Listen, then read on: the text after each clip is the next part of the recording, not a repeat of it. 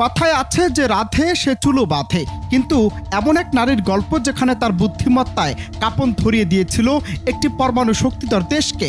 পেহেলগামে হামলার ঘটনায় যখন উত্তাল ভারত পাকিস্তান, তখন পাকিস্তানের অন্যতম এক ভরসা স্কোয়াড লিডার আয়েশা যুদ্ধবিমানে বসে আয়েশা তার চুল বাঁধলেন, মনস্থির করে উঠলেন আকাশে। কয়েক ঘন্টার মধ্যেই ফিরে এলেন নিজ দেশে। কিন্তু ততক্ষণে কাঁপন ধরে যায় ভারতের।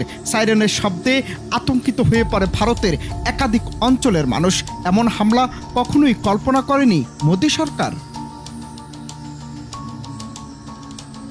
এরপর হঠাৎ করে ভারতীয় রাফাল যুদ্ধবিমান পাকিস্তানের আকাশে প্রবেশ করতেই পরিস্থিতি বদলে যায়। সামরিক ঘাঁটিগুলোতে হাই অ্যালার্ট জারি হয়ে যায় এবং সারা দেশ নিঃশ্বাস থামিয়ে অপেক্ষা করতে থাকে। এমন পরিস্থিতিতে ককপিটে বসেছিলেন এক সাহসী নারী, স্কোয়াড্রন লিডার আয়েশা। ঠান্ডা মাথায় স্ক্রিনে চোখ রেখে নিখুঁত নিশানা মেরে দিলেন কমেন্টো লক অন টার্গেট। কিছু সেকেন্ডের মধ্যে পাকিস্তানের আকাশে ভারতের আধিপত্যের স্বপ্ন থেমে গেল।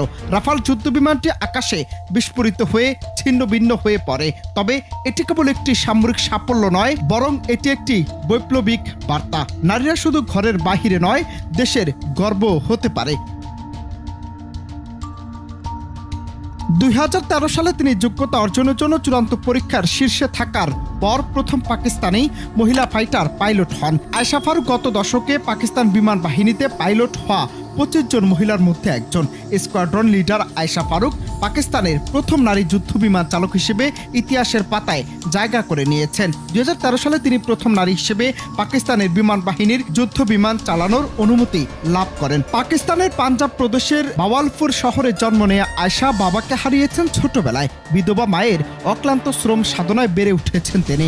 ছোট থেকে আয়েশা ছিলেন অথম্য সাহসী, আত্মবিশ্বাসী আর স্বপ্নবাজ। তার মা তাকে সবসময় সামনে এগিয়ে যাওয়ার অনুপ্রেরণা দিয়েছেন বলে জানা গেছে। পাকিস্তানের বিমান বাহিনীতে নারীদের অন্তর্ভুক্তি শুরু হয় 2003 সালে, কিন্তু আয়েশা ফারুক প্রথম নারী যিনি যুদ্ধের জন্য প্রস্তুত যুদ্ধ বিমান চালানোর যোগ্যতা অর্জন করেন। আয়েশা শুধু একজন নারী পাইলট নন, তিনি দেশের নারীদের জন্য এক উজ্জ্বল দৃষ্টান্ত।